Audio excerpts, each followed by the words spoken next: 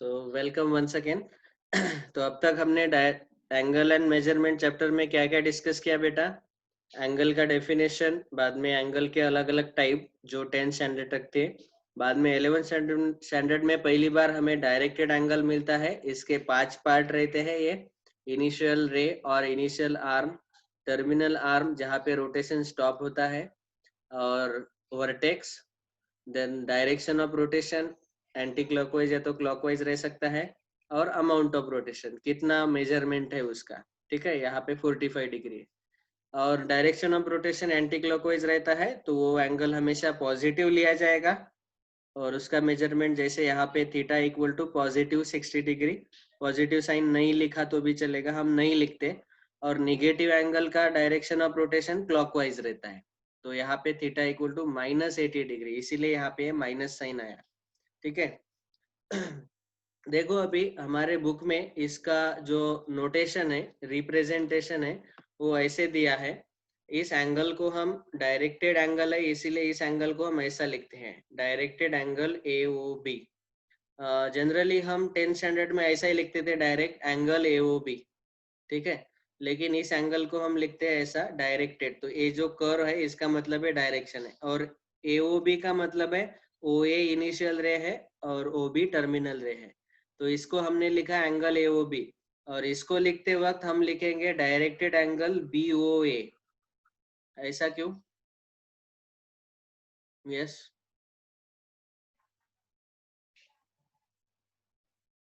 ऐसा लिखेंगे क्या? नहीं, ऐसा नहीं लिख सकते हम। क्यों नहीं लिख सकते? देखो फिर से एक बार मैं बता रहा हूँ, इसको भी हमें लिखना है एंगल AOB। क्यों? क्योंकि फिर से इनिशियल रे तो OA ही है और OB टर्मिनल रे है। ओके, इसका डिफरेंस अभी हमारे बुक में दिया है, देखो यहाँ पे OA इनिशियल आर्म है और OB टर्मिनल आर्म है, दिख रहा है ना सबको? और इस केस में OA टर्मिनल आर्म है और OB इनिशियल आर्म है। तो यहाँ रोटेशन OA से स्टार्ट हुआ था और OB पे स्टॉप हुआ, तो इसका नाम दिया हमने एंगल AOB। और यहाँ रोटेशन OB से स्टार्ट हो रहा है, मतलब A इनिशियल आर्म OB है, तो इसका नाम देते वक्त एंगल डायरेक्टेड एंगल BOA ऐसा बोला गया। ठीक है, समझ में आया?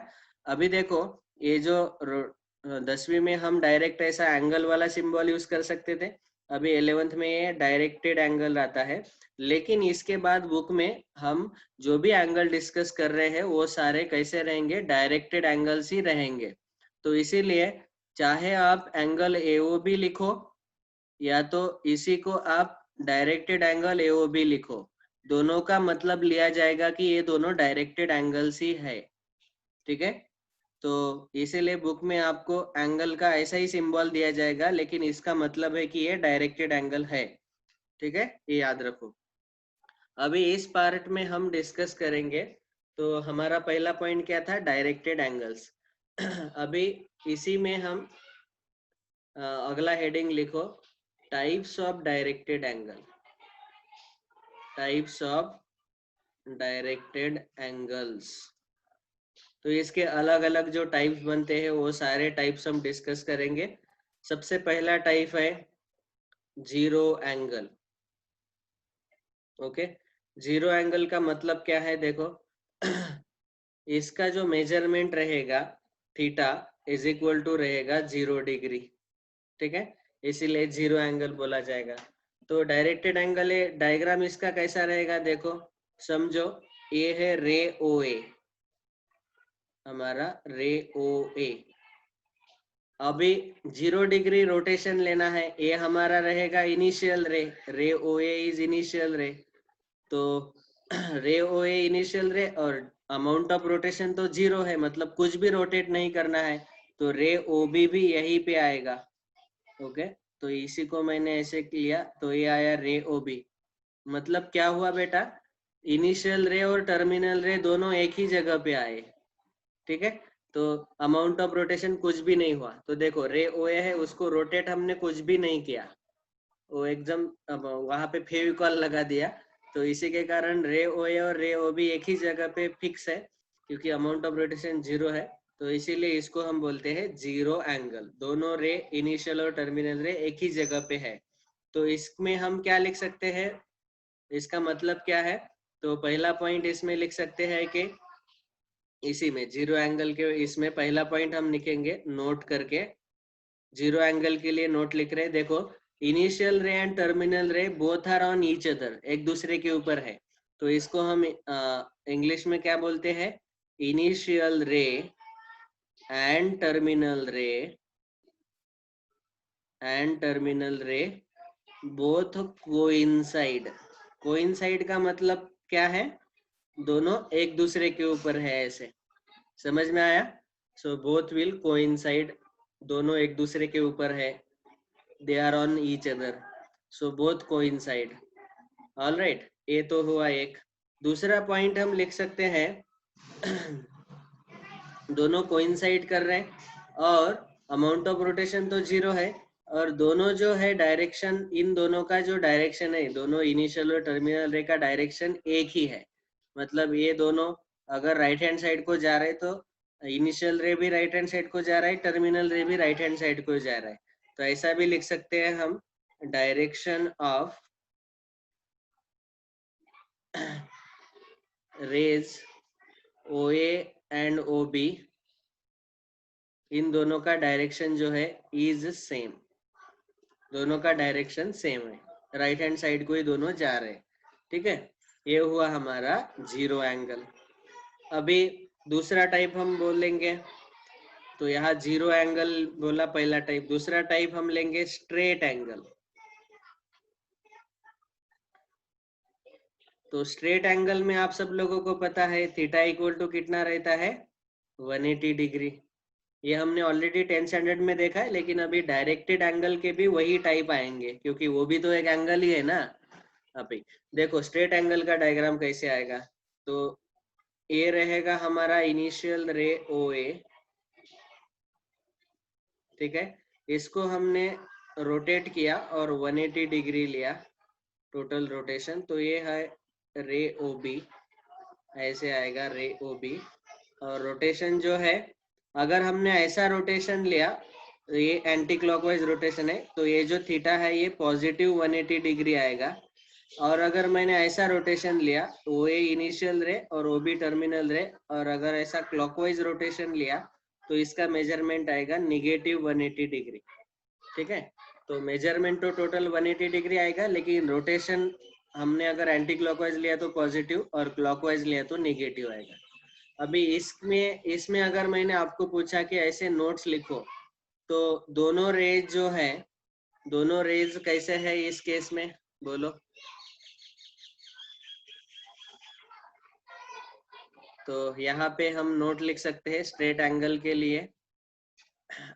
इसमें पहला नोट आएगा, हम स्ट्रेट एंगल के लिए बोल सकते हैं कि both the rays are in opposite direction. तो जो डायरेक्शन ऑफ रेज है ये अपोजिट है। Okay, so we can say clearly note number 1, direction of ray OA and ray OB is opposite. दोनों एक दूसरे के अपोजिट डायरेक्शन में जा रहे हैं। ओके, और कोई नोट लिख सकते हैं क्या बेटा? थीटा इक्वल टू 180 डिग्री है, तो एक पॉजिटिव आएगा एक निगेटिव आएगा, क्लॉकवाइज लिया तो निगेटिव, एंटी क्लॉकवाइज लिया तो पॉजिटिव। और ऐसा भी लिख सकते हैं कि क्योंकि ये दोनों अपोजिट डायरेक्शन में जा रहे हैं, सो वी कैन ऑल्सो से, देखो हम क्या लिख सकते हैं, रे OA and ray OB are on the same line, एक ही लाइन पे है दोनों। इसी को हम ब्रैकेट में लिखेंगे कोलिनियर। कोलिनियर मतलब क्या? दोनों रे एक ही लाइन पे आ रहे, रे OB इसी लाइन पे है और OA भी इसी लाइन पे है। ओके, ये एक ही लाइन है, लाइन AB। तो ये है स्ट्रेट एंगल 180 डिग्री। समझ में आया सबको? तो चलो लिखो अच्छे से, नोट्स निकालते रहो। मैं अगर ज्यादा फास्ट जा रहा हूँ तो आप वीडियो को पॉज करो और नोट्स निकालो। ठीक है, ये हुए दो टाइप। अभी तीसरा टाइप हम डिस्कस करेंगे, तो पहला हुआ जीरो एंगल, तो ये हमने लिया, और दूसरा हुआ स्ट्रेट एंगल। अभी तीसरा टाइप डायरेक्टेड एंगल का तीसरा type which is nothing but right angle. तो ये तो ऑलरेडी हमें पता ही है, राइट एंगल में थीटा इक्वल टू कितना रहता है बेटा, 90 डिग्री। तो राइट एंगल में हम यहाँ पे डायरेक्टेड एंगल में दो टाइप के राइट एंगल ले सकते हैं। एक समझो हमने लिया ओ ए इनिशियल रे, और इसको रोटेट करके ओ बी पे स्टॉप कर दिया, और ये जो है theta equal to 90 degree positive आएगा। और अगर हमने ऐसा उल्टा रोटेशन लिया, समझो रे ओ बी यहाँ पे है, ठीक है, और रे ओ ए यहाँ पे है, तो यहाँ ऐसा रोटेशन लिया, इनिशियल रे ओ बी है और इसको रोटेट करते करते ऐसे लिया, तो यहाँ आएगा थीटा इक्वल टू -90 डिग्री। समझ में आया ना, positive anti clockwise, clockwise negative. और इसका नाम लिखते वक्त हम कैसा लिखते हैं, इसको लिखेंगे angle, directed angle A O B, और इसका नाम लिखते वक्त हम लिखेंगे directed angle B O A, क्योंकि जो इनिशियल रे है उसी के नाम से वो स्टार्ट होता है। समझ में आया? So this is how we write. तो ये हुआ हमारा तीसरा टाइप राइट एंगल। इसमें तो रेज का डायरेक्शन बताने का कोई जरूरत नहीं, तो इसमें कोई नोट लिखने का जरूरत नहीं है, ठीक है। तो ये हुए पहले तीन टाइप। मैं अगर फास्ट जा रहा हूँ तो आप वीडियो को पॉज करो और नोट्स अच्छे से निकालो। नेक्स्ट, अभी हम डिस्कस करेंगे अगला टाइप नंबर 4। टाइप नंबर 4, इसी को हमने बोला था कंप्लीट एंगल। कंप्लीट एंगल, या तो इसी को हम अभी बुक में नए सिलेबस में नाम दिया गया वन रोटेशन एंगल, ठीक है। वन रोटेशन एंगल मतलब यहाँ जो मेजरमेंट है वो रहेगा थीटा इक्वल टू 360 डिग्री, तो पूरा एक फुल रोटेशन। तो यहाँ पे जैसे समझो ओ ए है, रे ओ ए, ये इनिशियल रे है, यहाँ से रोटेशन हम स्टार्ट करेंगे और ये पूरा एक कंप्लीट रोटेशन लेंगे, और यहाँ पे टर्मिनल रे यही पे आएगा ओ बी। तो एक फुल रोटेशन लिया, और रोटेशन इस केस में हमने एंटी क्लॉकवाइज लिया। हम रोटेशन ऐसा भी ले सकते थे, देखो समझो रे ओ ए है, इसको फुल रोटेट एंटी क्लॉकवाइज किया था हमने, अभी हमें क्लॉकवाइज रोटेशन लेना है, सॉरी, तो इसको मैं हटा देता हूँ। ऐसा रोटेट करना है रे ओ ए से लेके रे ओ बी तक, तो ये रे ओ बी इसी पे आएगा, सेम लाइन पे। अभी देखो ये एंटी क्लॉकवाइज रोटेशन है ऊपर, इसीलिए यहाँ पे थीटा इक्वल टू आएगा पॉजिटिव 360 डिग्री, पॉजिटिव साइन नहीं लिखा तो भी चलेगा। और एक क्लॉकवाइज रोटेशन है, इसीलिए ये आएगा theta equal to negative 360 degree. अभी इस केस में आप चेक करो, कंप्लीट एंगल को हम बोल सकते हैं वन रोटेशन एंगल, क्योंकि यहाँ पूरा एक कंप्लीट रोटेशन लिया है 360 डिग्री, ओके। इसी को हम कंप्लीट एंगल भी बोलते थे। तो इसमें नोट क्या लिख सकते हैं, देखो दोनों रेज कैसे आए हैं, यहाँ पे इनिशियल और terminal ray both are coinciding each other, दोनों एक दूसरे के ऊपर है, ओके। तो वो नोट लिख सकते हैं हम, इनिशियल रे एंड टर्मिनल रे कोइंसाइड, दोनों एक दूसरे के ऊपर है, ओके। मतलब जीरो एंगल के जैसा ही है, ठीक है। लेकिन यहाँ पे रोटेशन पूरा कंप्लीट रोटेशन है, एक फुल रोटेशन है। इनिशियल रे एंड टर्मिनल रे कोइंसाइड, और इसके अलावा हम बोल सकते हैं दोनों का डायरेक्शन भी सेम है, ओके। डायरेक्शन दोनों राइट हैंड साइड को जा रहे हैं, ओ ए और रे ओ बी दोनों एक ही साइड में, एक ही डायरेक्शन में जा रहे हैं। सो डायरेक्शन ऑफ रे ओ ए एंड रे ओ बी इज सेम। समझ में आया ना सबको? तो ये है हमारा थीटा इक्वल टू 360 डिग्री। तो यहाँ से आपको पता चला होगा कि अभी ये तो एक ही रोटेशन है, ऐसे तो हम कितने भी रोटेशन कर सकते हैं। तो 10वीं तक हम डिस्कस करते थे कि एंगल खाली 360 डिग्री होना चाहिए ज्यादा से ज्यादा, लेकिन अभी डायरेक्टेड एंगल जो है वो 360 से बड़ा भी रह सकता है, मैं ज्यादा भी रोटेशन ले सकता हूँ, ओके। तो इतने टाइप डिस्कस करने के बाद अभी मैं आपको कुछ एंगल्स ड्रॉ करके बताता हूँ, आपको उसका मेजरमेंट बताना है कितना आएगा। तो हमने अब तक 4 टाइप डिस्कस किए, टाइप्स ऑफ डायरेक्टेड एंगल, ये पॉइंट चल रहा है हमारा। पहला 0 एंगल, उसमें theta 0 degree, straight angle theta 180 degree, right angle में 90 डिग्री और थीटा इक्वल टू 360 वो है कंप्लीट एंगल। तो ये डायरेक्ट एग्जैक्ट एंगल्स है, ठीक है। इसी में आप सारे एक्यूट, ऑब्टूस, रिफ्लेक्स वो सारे भी ले सकते हैं। वो हम अभी बुक में नहीं दिया है इसलिए वो नहीं लेंगे, वो मैंने पहले ही डिस्कस कर लिए हैं। अभी मैं कुछ एंगल ड्रॉ करता हूँ और उसका मेजरमेंट कितना रहेगा वो आपको बताना है, कितना डिग्री रहेगा और पॉजिटिव रहेगा कि निगेटिव रहेगा वो भी बताना है, ठीक है। तो नीचे एक क्वेश्चन लिखो। Question, find the measure of following directed angle. नीचे दिए गए डायरेक्टेड एंगल का मेजरमेंट फाइंड करो, ठीक है। पहला एंगल है ऐसा,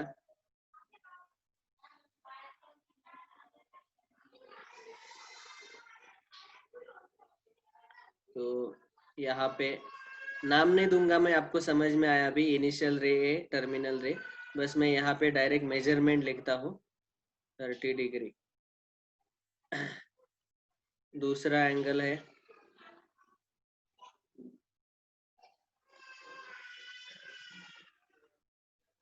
ऐसा, रोटेशन है और ये है 120 डिग्री। इसका मेजरमेंट आपको लिखना है, ठीक है। पॉजिटिव आएगा कि निगेटिव आएगा वो भी लिखना है, समझो। इसको मैंने रोटेट किया यहाँ तक और ये हमने लिया 270 डिग्री। नंबर 4, फिर से इसी टाइप का एक एंगल लेता हूँ और रोटेशन जो है ऐसा है और इतना एंगल 30 डिग्री है। पांचवा, समझो मैंने ऐसे रोटेट किया एक बार और रोटेट करने के बाद यहाँ स्टॉप किया और ये टर्मिनल रे और ये जो एंगल है ये है 30 डिग्री। सिक्स्थ एंगल लिया ऐसे, इसको रोटेट किया और ये है टर्मिनल रे और समझो ये है 120 डिग्री, ठीक है। तो ये 6 एंगल मैंने बताए, इसका मेजरमेंट आपको बोलना है, ठीक है। चाहे तो वीडियो पॉज करो और इन सब का मेजरमेंट लिखो। जैसे यहाँ पे इसका आंसर आएगा theta equal to positive 30 degree. Positive sign नहीं लिखा तो भी चलेगा, ओके 30, क्योंकि यहाँ पे एंटी क्लॉकवाइज रोटेशन है, यहाँ क्लॉकवाइज रोटेशन है, इसीलिए इसका मेजरमेंट कितना आएगा, नेगेटिव 120 डिग्री। तो ऐसे बचे हुए तीनों चारों के लिख लो क्विकली, पॉज करो वीडियो और लिख लो नीचे नोटबुक में। हाँ चलो लिख लिया होगा अभी। तो मैं बताता हूँ इसका कितना आएगा, बोलो। देखो एक एंटी क्लॉकवाइज रोटेशन है 270 डिग्री, तो थीटा इक्वल टू कितना आएगा, 270 डिग्री पॉजिटिव आएगा क्योंकि एंटी क्लॉकवाइज है, ओके। ये क्लॉकवाइज रोटेशन है। अभी देखो ये 30 डिग्री है, ये पूरा 360 डिग्री रहता है, पूरा एक रोटेशन, उसमें से इतना 30 है, तो ये बचा हुआ कितना आएगा बेटा, 360 माइनस 30, मतलब थीटा आएगा हमारा 360 माइनस 30, तो वो आएगा 330 डिग्री। लेकिन पॉजिटिव रहेगा कि निगेटिव, ये क्लॉकवाइज रोटेशन है, क्लॉकवाइज रोटेशन है, इसीलिए ये आएगा निगेटिव 330 डिग्री। तो ये आंसर है निगेटिव 330 डिग्री। इसका आंसर बोलो, ये 30 डिग्री है क्या, नहीं। ये देखो एक पूरा रोटेशन है 360 प्लस ये 30, और कैसा रोटेशन है ये, एंटी क्लॉकवाइज, तो ये पॉजिटिव आएगा एंगल। तो देखो पूरा 360 प्लस 30, तो 360 प्लस 30 कितना आएगा टोटल, 390 डिग्री। और ये पॉजिटिव आएगा कि नेगेटिव, एंटी क्लॉकवाइज है इसलिए पॉजिटिव आएगा। समझ में आया कि नहीं। हाँ तो ऐसे देखो, तो यहाँ से आपको पता चला होगा कि 360 से भी बड़ा एंगल रह सकता है। अभी ऐसा कितना भी रोटेट करते जाओ आप, ओके। बाद में ये एंगल है, यहाँ स्टार्ट हो रहा है रोटेशन और यहाँ से ये पूरा एक सर्कल कंप्लीट हुआ और उसके बाद 120 भी उसमें ऐड किया गया, तो थीटा आएगा 360 एक पूरा रोटेशन और उसमें 120 ऐड करो, तो ये कितना आएगा बेटा, बोलो 480 डिग्री, ओके। अभी ये पॉजिटिव आएगा कि निगेटिव बोलो? तो ये कैसा रोटेशन है? कैसा रोटेशन है? क्लॉकवाइज की एंटी क्लॉकवाइज? क्लॉकवाइज, तो इसीलिए ये आएगा negative. So theta equal to -480 degree. समझ में आया सबको? तो ये सारे आंसर्स है ऐसे। तो यहाँ से आपको पता चला होगा कि कैसे आपको डायरेक्टेड एंगल्स मिलते हैं और जिनका मेजरमेंट कुछ भी रह सकता है, निगेटिव पॉजिटिव। ये 10वीं तक हमने खाली पॉजिटिव एंगल्स देखे थे। ओके, तो ये अच्छे से लिख लो। इसके बाद हम इसके अगले टाइप कंटिन्यू करेंगे। तो अब तक हमारे कितने टाइप हुए? 4 टाइप हो गए। 0 angle, straight angle, right angle, complete angle, 1 rotation angle. अगला टाइप हम अभी इसके बाद डिस्कस करेंगे 5वां। ओके, नेक्स्ट पार्ट में।